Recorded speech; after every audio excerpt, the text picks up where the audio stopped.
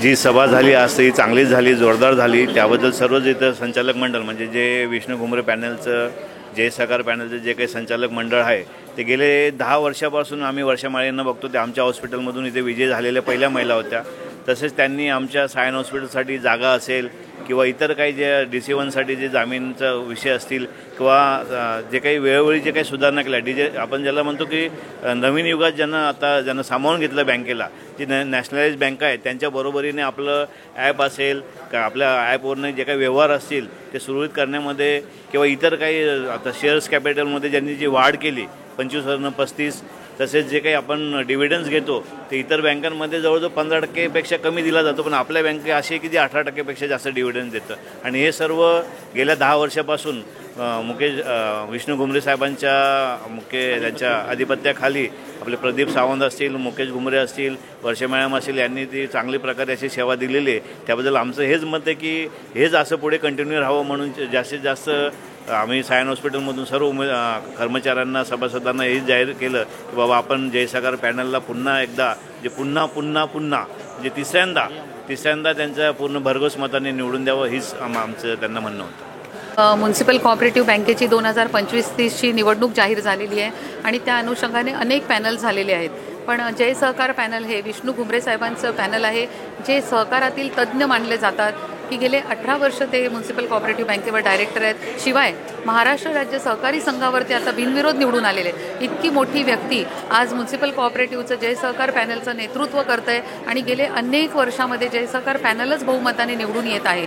त्यामुळे मला अशी खात्री आहे की यंदाच्या वर्षीसुद्धा सगळे जय सहकार पॅनल बहुमताने निवडून येणार. याचं कारण देखील हे आहे की 1919 उमेदवार अगदी तळागाळाला जाऊन काम करत आहेत. त्यामुळे खात्री आहे की हे निवडून येणार जय सहकार पॅनल. विरोधक म्हणजे कसं, विरोधक जे पॅनल आमच्यासाठी आहे ते दुसरं, त्याच्यामध्ये सुद्धा काही डायरेक्टर लोकच आहेत.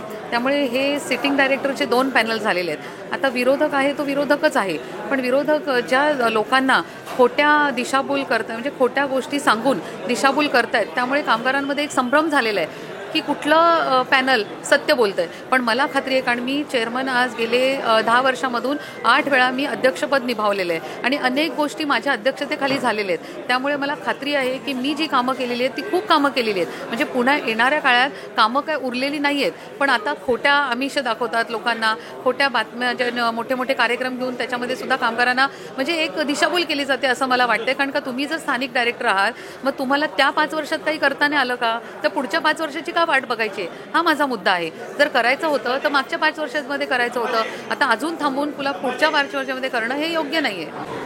मला खात्री आहे जय सहकारचा विजय आहेच आहे आणि पूर्ण जय सहकार विजय होणार आहे याची मला 100% खात्री आहे. कारण का आम्ही 2 वर्ष आज ग्राउंड लेवलला काम करत आहोत. आम्ही कामगारांपर्यंत पोहोचतो. आमचं जे जय सहकार पॅनल आहे हे कामगारांशी निगडीत आहे. अगदी म्हणजे झाडू खात्याची लोकं, road repair, maintenance, PCO, water, education इथपर्यंत आम्ही कामं केलेली आहेत. त्यामुळे नक्कीच आपला अभ्यास जेव्हा पूर्ण होतो आपल्याला खात्री होते की आपला अभ्यास पूर्ण झालेला आहे, निकाल माझ्याच बाजूने असणार आहे. या ठिकाणी आम्ही जय सहकार पॅनलला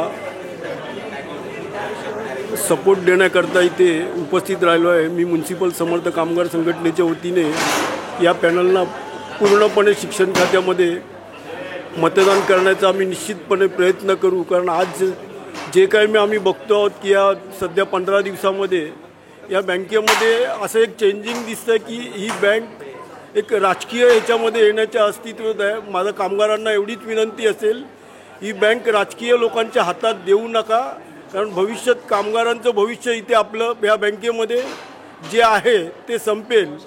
यावेळेला मी अनेक बघितलं की प्रत्येकजण राजकीय क्षेत्रामध्ये उतरलेला आहे आणि आपल्या बँकेचा ताबा जर त्यांच्याकडे गेला तर कामगार म्हणून आपलं अस्तित्व त्या बँकेवरचं संपेल. म्युन्सिपल समर्थ कामगार संघटनेचे ते पुन्हा मी सांगतो की आम्ही पूर्णपणे या जय सहकार पॅनलला मतदान करू आणि 19 उमेदवार आम्ही विजयी करून आणू. निवडणूक ही म्युन्सिपल कोऑपरेटिव्ह बँकेची आहे, पगारदार लोकांची बँक आहे, त्या संदर्भात निवडणूक आहे.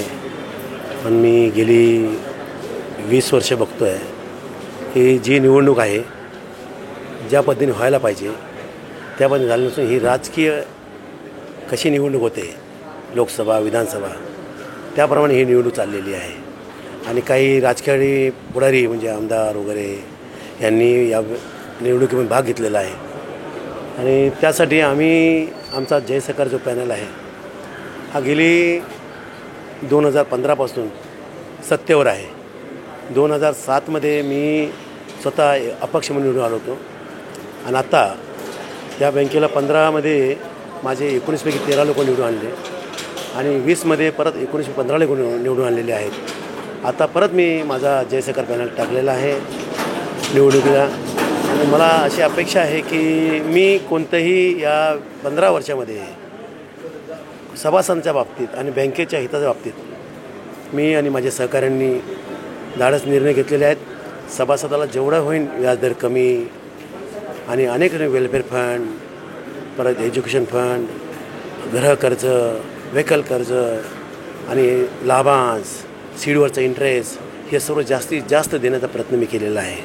आज माझी बँक भारतामध्येच नाही अशा खंडामध्ये 1 नंबरची आहे आणि ह्या बँकेला अनेक पारितोषिक मिळालेले आहेत आणि नेहमी अवर्ग राहिलेली बँक ही आणि ह्या माझ्या पगारदार बँकेमध्ये आज 60,000 एकूण सभासद आहेत, 60 ते 62,000 आणि ह्या बँकेचे उलाढाल पण माझी खूप चांगली आहे, प्रॉफिट चांगलं आहे.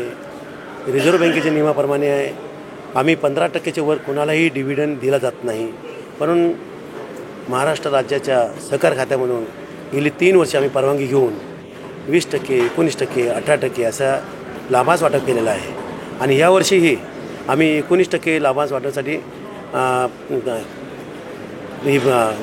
तरतूद केलेली आहे. आता बघूया आमचे जय सहकार पॅनलचे 19 लोक आम्ही मैदानात उतरलेले आहेत आणि मला सभासदांना आवाहन करायचं आहे की चांगल्या पद्धतीचे मंडळी आहेत, चांगले शिकलेले मंडळी आहेत आणि बरेच कुणाच्याही लाभाला कुणाच्याही प्रॉब्लेमला बळी न पडता परत जय सहकार पॅनलच्या हातात आपण सत्ता द्यावी हे मी आवाहन करतो. 21 तारखेला जो निकाल आहे बघा, आपण लोकसभेची निवडणूक बघितलेली आहे, विधानसभेची निवडणूक बघतो, त्यांचं काउंटिंग, त्यांचे मतदार. आज आमची काउंटिंग आता तरी आम्ही सहकार खात्याला निवडून ते केलेली आहे. मागे ज्या पद्धतीने काउंटिंग झाली होती त्या पद्धतीने काउंटिंग घ्यावं ना, तर आमच्या इकडे 1150 लोक फक्त काउंटिंगला प्रतिनिधी असतात मतमोजणीसाठी आणि पूर्वी 3 दिवस रात्रंदिवस काउंटिंग चालायची. आज आमचा विभाग बघा, एक लोकसभा नाही तर 6-7 खासदारांचा हा विभाग आहे आणि या विभागामध्ये माझ्या सर्व मंडळीला फिरायला लागतं, चौक्या जायला लागतं आणि आम्ही सर्व मंडळींनी आज ते 3 वर्षापासून आमचं काम चालू आहे सबंध जाणं आणि आमच्या ह्या जय सहकार पॅनलच्या लोकांना जास्तीत जास्त मतांनी निवडून द्यावं. म्हणूनच 21 तारखेचे मतदान होणार आहे. मला पूर्ण आत्मविश्वास आहे माझ्या या बँकेच्या सर्व सभासदांतर्फे की हे माझे 19 लोकांना ते 1.5 नारळाला शिक्का मारून त्याच रात्री 21ला रात्री निकाल लागला तर जल्लोष होणार आहे आणि भूतान भविष्यात अशी ह्या म्युन्सिपल बँकेमध्ये एक इतिहास घडणार आहे.